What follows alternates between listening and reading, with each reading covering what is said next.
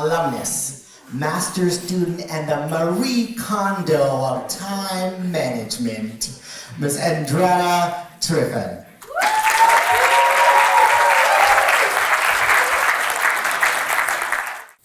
What is time? What is our purpose? Have you ever wondered about how much time we have left?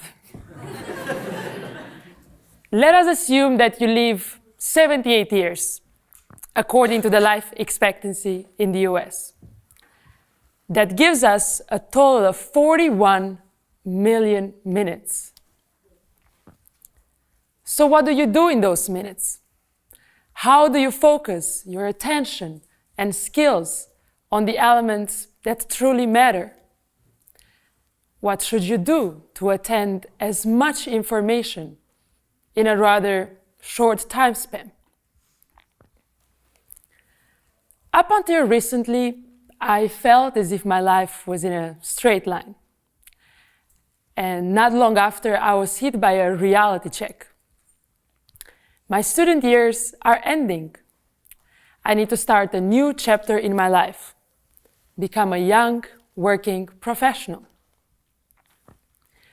When you make these realizations, you start thinking and perceiving differently about how you choose to spend your time going forward and why you make certain decisions.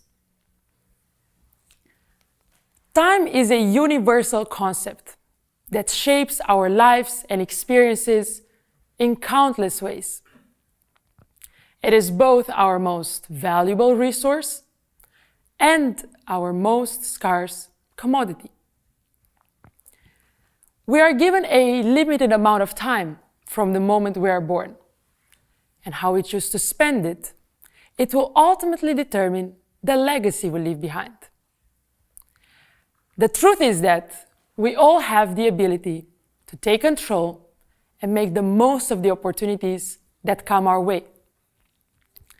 Today, we will explore the concept of time blocking, its impact on our lives and experiences, and how we can use time more effectively to achieve our goal and fulfill our potential. I think one action that we all do to give sense to our time is that we plan.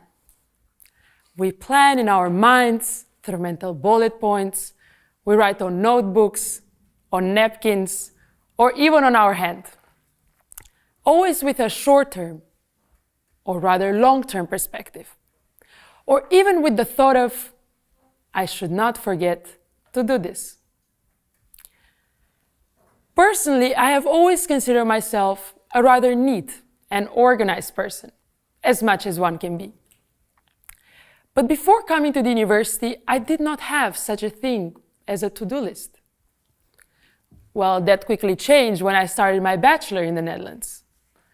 Suddenly, I had to discover a whole new country and culture, make friends, get a good academic record, get a part-time job, and the list goes on.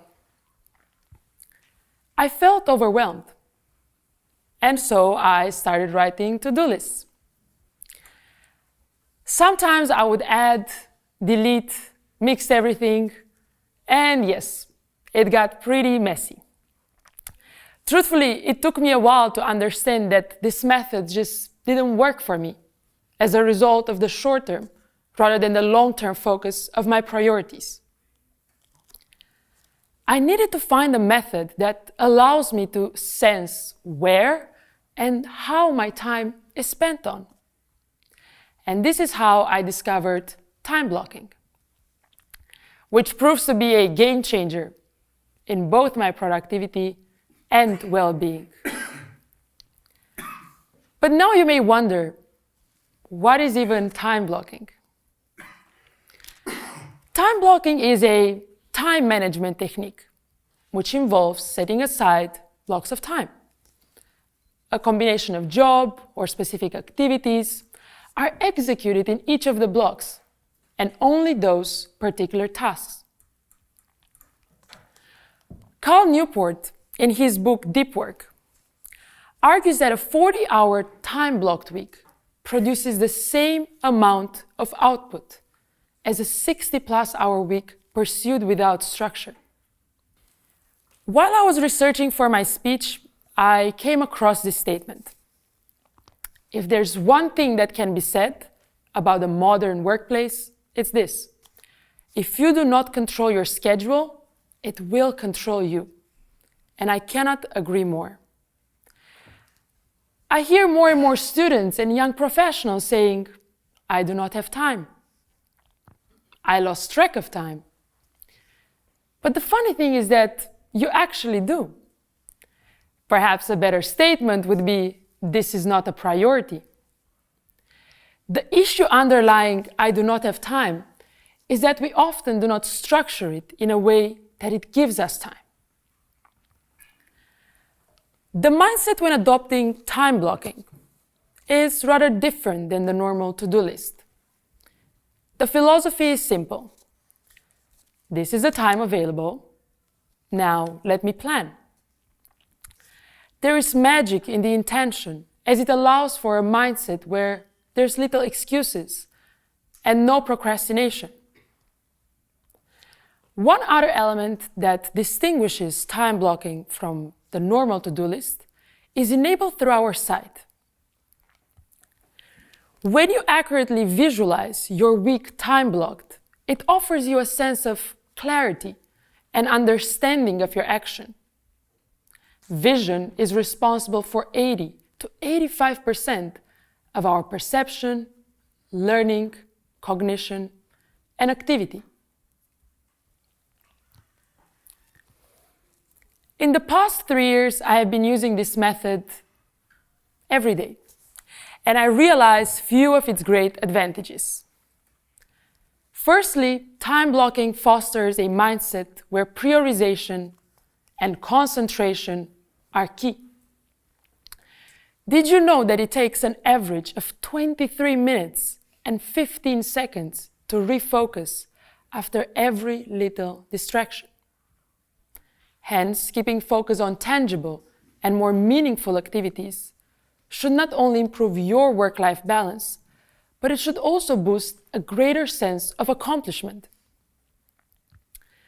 Secondly, the close overview that I have on my time, goals, and responsibilities.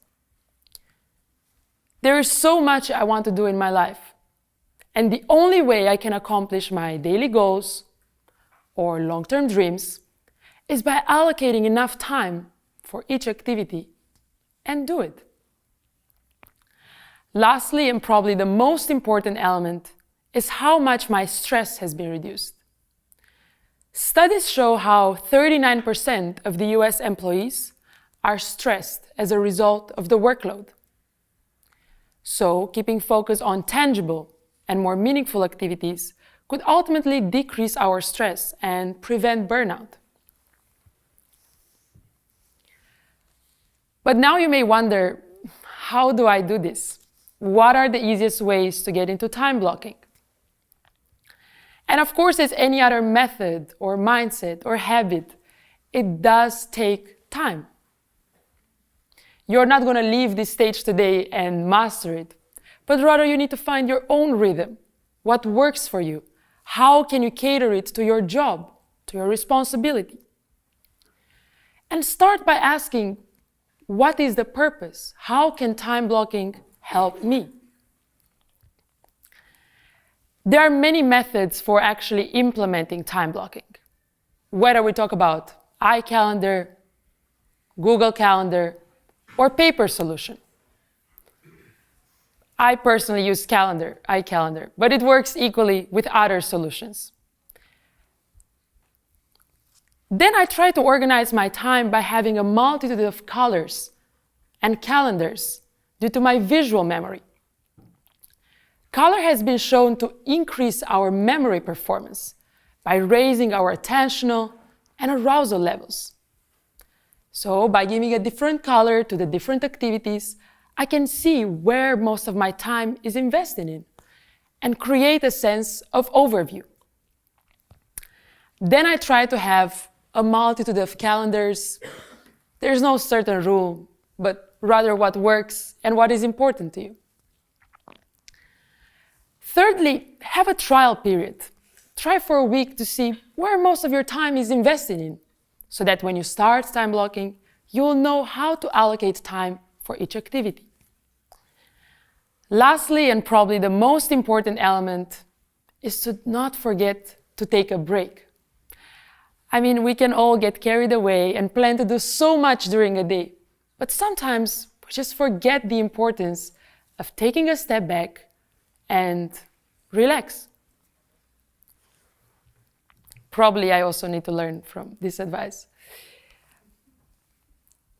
I hope by now I have convinced you why time blocking is my go-to method. But of course, as any other method, it does have its disadvantages. And funny enough, I see the disadvantages similar with the advantages when not executed in a balanced way. And what I mean by this is that while time blocking is a powerful tool, it could also foster a trap of too structured, uncreative mindset.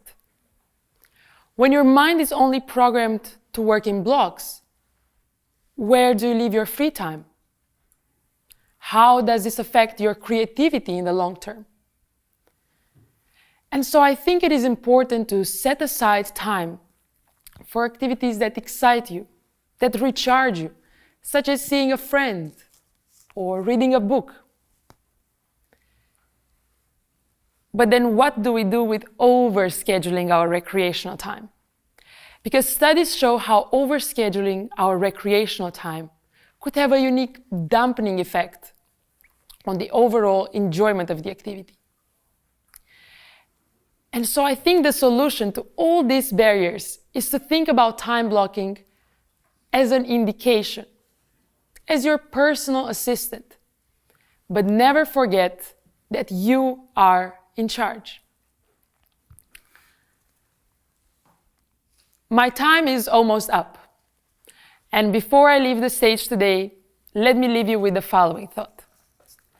Time blocking is not just a productivity tool, but a philosophy of how we can approach our rather limited time. By taking control of our time, we're taking control of our lives. Let us live with intention and purpose. Thank you for joining me on this journey towards greater fulfillment. Now, let's go out there and make the most of the time we have. Thank you.